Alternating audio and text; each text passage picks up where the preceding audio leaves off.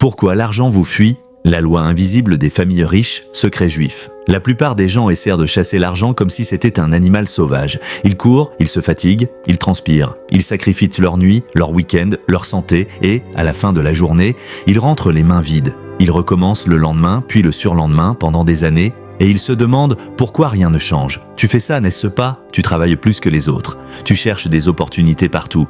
Tu cours après chaque euro comme si ta vie en dépendait. Et malgré tous tes efforts, malgré toute cette énergie dépensée, l'argent te glisse entre les doigts comme du sable. Pourquoi? Parce que tu ne comprends pas une loi invisible. Une loi que les familles riches se transmettent depuis des générations, de père en fils, de mère en fille. Une loi qu'elles gardent secrète, pas par égoïsme, mais parce que si elle l'expliquait au monde, personne ne les croirait. Voici cette loi. L'argent ne se chasse pas. L'argent s'attire. Il existe une fréquence, une vibration comportementale. Et selon ta fréquence personnelle, l'argent court vers toi comme un aimant ou fuit loin de toi comme si tu le repoussais. Aujourd'hui, je vais te montrer l'engrenage invisible qui fait couler l'or vers certaines maisons, génération après génération, et qui le fait fuir d'autres maisons, peu importe combien elles travaillent. Shalom, je suis le rabbin Joseph, et ce que tu vas apprendre dans les prochaines minutes va transformer ta relation avec l'argent pour toujours. Laisse-moi t'expliquer quelque chose que personne ne t'a jamais dit. Quelque chose que j'ai appris après des décennies d'études, de textes anciens et d'observations des familles les plus prospères de ma communauté. Dans la sagesse juive, il y a un concept ancien appelé le kli.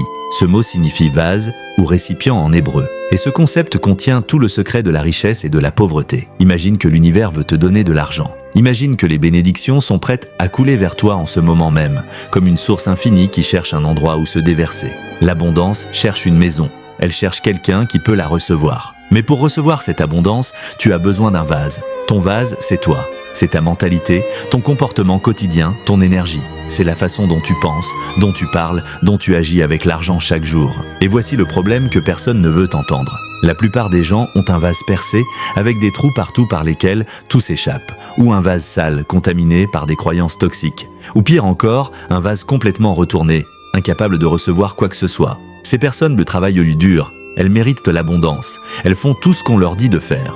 Et pourtant, elles se demandent pourquoi rien ne reste, pourquoi l'argent arrive et repart aussitôt, pourquoi les bénédictions semblent lui passer à côté d'elles pour aller vers d'autres qui travaillent en moins. Le Talmud enseigne quelque chose de profond. Ce n'est pas la source qui manque, c'est le vase qui ne peut pas recevoir. L'abondance est là, elle a toujours été là, elle coule en permanence. Mais si ton vase est percé, tu peux travailler 100 heures par semaine, tu ne garderas rien. Maintenant, l'argent essaie de venir vers toi en ce moment même, mais ton vase le repousse ou le laisse s'échapper. Je vais maintenant te montrer exactement ce qui perce ton vase.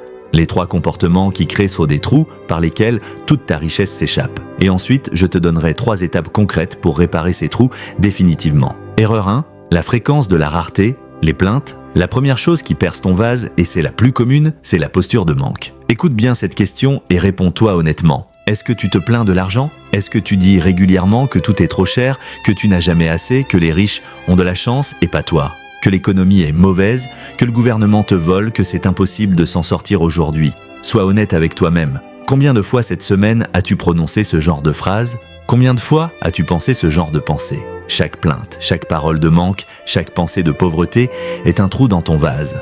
Un trou par lequel l'abondance s'échappe aussi vite qu'elle entre. Chaque fois que tu te plains, tu envoies un message puissant à l'univers « Je suis dans le manque, je n'ai pas assez, la vie est difficile pour moi ». Et l'univers, qui répond toujours à ta fréquence dominante, te répond « D'accord, tu veux du manque? Voici plus de manque ». J'ai observé les familles les plus riches de ma communauté pendant des décennies. Tu sais ce que j'ai remarqué? Elles ne se plaignent jamais de l'argent, jamais.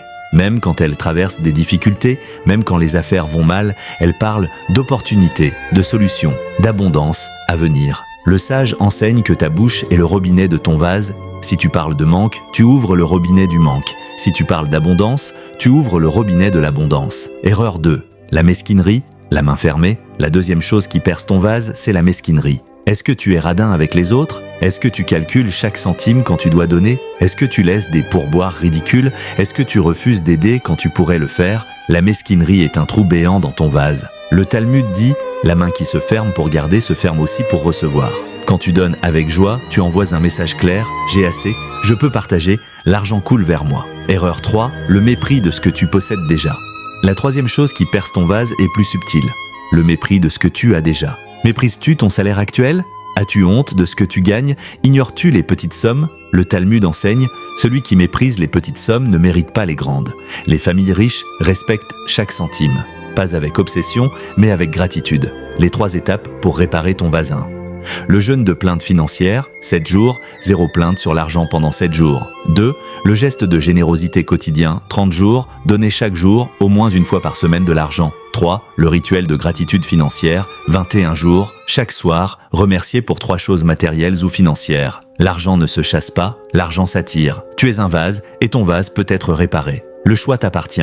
Il a toujours été entre tes mains, shalom, et que l'Éternel remplisse ton vase d'abondance infinie. Si ce que vous venez d'entendre a résonné en vous, alors écoutez-moi attentivement. Comprendre le CLI, c'est une prise de conscience. Mais la vraie transformation commence quand on passe à l'action. Beaucoup de personnes consomment du contenu, regardent des vidéos, prennent des notes, puis retournent exactement à la même réalité financière. La différence entre ceux qui savent et ceux qui changent réellement leur vie, c'est l'application d'une méthode claire. C'est pour cela que j'ai créé le guide rapide vers la liberté financière. Un guide simple, pratique et accessible qui vous apprend concrètement comment planifier votre argent. Épargner intelligemment et mieux investir, même avec de petits revenus, ce guide n'est pas une promesse magique. C'est un plan, une direction, un outil pour reprendre le contrôle de vos finances. Si vous sentez que c'est le bon moment pour vous, le lien du guide se trouve dans la bio. N'attendez pas que tout soit parfait pour commencer. L'abondance commence toujours par une décision. Abonnez-vous à la chaîne pour ne rater aucun contenu, partagez cette vidéo à quelqu'un qui en a besoin aujourd'hui et passez à l'étape suivante. La connaissance ouvre les yeux, l'action transforme la vie. À vous de jouer.